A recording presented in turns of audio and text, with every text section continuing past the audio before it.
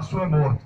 É quando Jesus se volta para Judas e diz que um deles iria lhe trair. Depois Jesus se volta para Pedro e diz que antes que o galo cantasse 3 vezes, Pedro iria negar. Depois Jesus olha para os discípulos de forma em conjunto e Jesus diz: haverá uma noite que todos vocês vão se escandalizar comigo. Como está escrito, se ferirá o pastor e as ovelhas ficarão dispersas. E quando Jesus começou a falar estas coisas, os discípulos que amavam a presença de Jesus e que estavam acostumados a conviver, a se relacionar com Jesus, começaram a ficar angustiados, a ficar abatidos, a ficar perturbados, a ficar perplexos, porque agora eles começaram a pensar e imaginar como era que eles iriam lidar com as lutas, com as dificuldades, iriam lidar com as lutas, com as dificuldades, com as adversidades que iriam surgir, com a perseguição do Império Romano e dos judeus, sem a ausência de Jesus,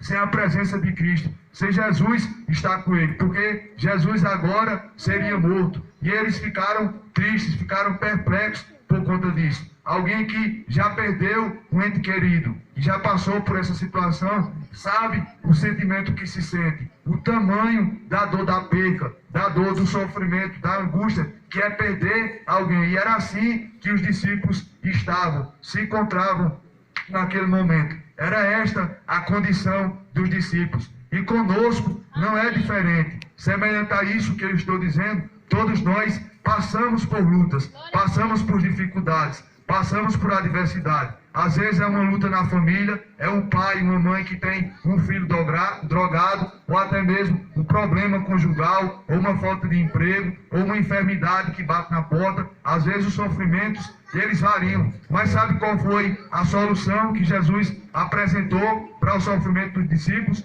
Foi essa, que na casa do Pai havia muitas moradas, porque ele foi preparar lugar. Ou seja, o que Jesus estava dizendo aos apóstolos era o seguinte: a gente só vai se ver livre das lutas, das dificuldades, das adversidades, das crises, quando a gente chegar no céu, quando a gente partir desta vida. Só então a gente vai descansar de todo sofrimento e toda dificuldade. Isto é, se a gente partir daqui em comunhão com o Senhor, em comunhão com Jesus. Por isso que está escrito que isso vos tenho dito, para que em mim tenhais paz. No mundo tereis aflições, mas tende bom ânimo, porque eu venci o mundo. O apóstolo Paulo também disse que o homem que espera só nas coisas desta vida, deste mundo, ele é miserável. Porque os recursos dessa vida, eles são momentâneos, eles são passageiros, eles passam, eles acabam. Mas a nossa esperança, o nosso coração deve estar no céu, no tesouro